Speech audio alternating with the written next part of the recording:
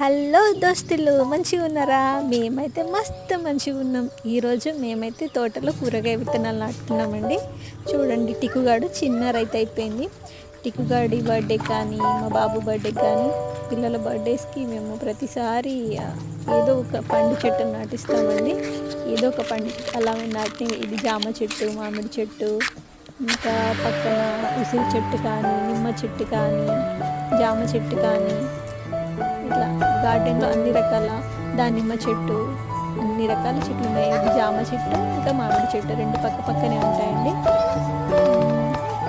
మేము కూరగాయలు వర్షాకాలంలో, చలికాలంలో కూరగాయలు అనేవి అసలు బయట చూస్తాం కదండి, అన్ని కెమికల్. సో మేము అన్నీ ఇంట్లోనే పండించుకుంటాం. దాదాపు ఇంటి పక్కన ఖాళీ ప్లేస్లో.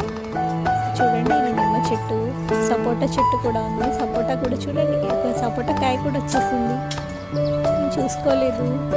ఇది ఉసిరి చెట్టు అండి. ఇవన్నీ కూడా పిల్లల బర్త్డేస్కి పెట్టించినవి. మీరు కూడా మీ పిల్లల బర్త్డేస్కి ఇలా చెట్లు నాటిస్తారు అయితే కామెంట్ చేయండి. చూడండి, ఇక్కడ కొత్తిమీర